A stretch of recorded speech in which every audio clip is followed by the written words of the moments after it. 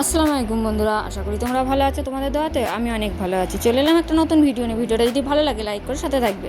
আজ আমাদের পুকুরে পাড়ে আমি কলমি শাক লাগিয়েছিলাম, অনেক কলমি শাক হয়েছে। সেই কলমি শাক তুলবো বলেই চলে এসেছি। ভিডিওটা তোমাদের সাথে শেয়ার করছি। দেখো কত কলমি শাক হয়েছে। আমার মতো এরকম কলমি শাক তাজা তাজা শাক তুলতে এবং খেতে কার কার ভালো লাগে সেটা কিন্তু কমেন্টে জানাবে। আমার এই কলমি বাগানটা তোমাদের কেমন লাগলো সেটাও কমেন্টে জানাবে। কলমি শাকগুলোকে তুলে নিয়ে এসে ছোটো ছোটো করে কেটে একটু পানিতে হলুদ দিয়ে ভিজিয়ে দিয়েছিলাম।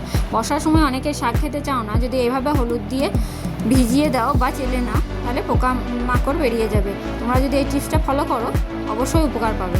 আবার অনেকেই বলবে তুমি শাক কিনে খাও না কেন, লাগিয়ে খাও। কিন্তু বাজার থেকে শাক কেনা শাক আর এই শাক তরিতরকারি কোথায়, তোমরা যদি নিজেরা লাগিয়ে খাও তাহলে বুঝতে পারবে এই তরিতরকারি কোথায়। খোলাতে একটু তেল দিয়েছি, রসুন লঙ্কার ফোড়ন দিয়ে শাকটাকে ছেড়ে দেবো।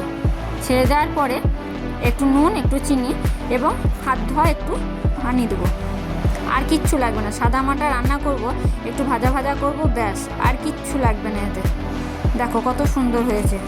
নিজের লাগানো শাক নিজের হাতে তুলে নিজে রান্না করে এই যে কী তৃপ্তি, তোমাদেরকে বলে বোঝাতে পারবো না। তোমরা যদি কেউ এভাবে লাগিয়ে খাও তখন তোমরা বুঝতে পারবে এর তৃপ্তিটা কোথায়। শাকের রসুন লঙ্কার ঘ্রাণে এত সুন্দর ঘরটা ভরে গিয়েছিলো, তোমাদেরকে কি বলবো বন্ধুরা। যদি এই শাক আর গরম ভাত হয়ে যায় না তাহলে একদম জমে যাবে। দেখো কত সুন্দর হয়েছে। ভিডিওটা যদি ভালো লাগে সাবস্ক্রাইব করে পাশে থাকবে। দেখা হবে পরের ভিডিওতে। আল্লাহ হাফিজ।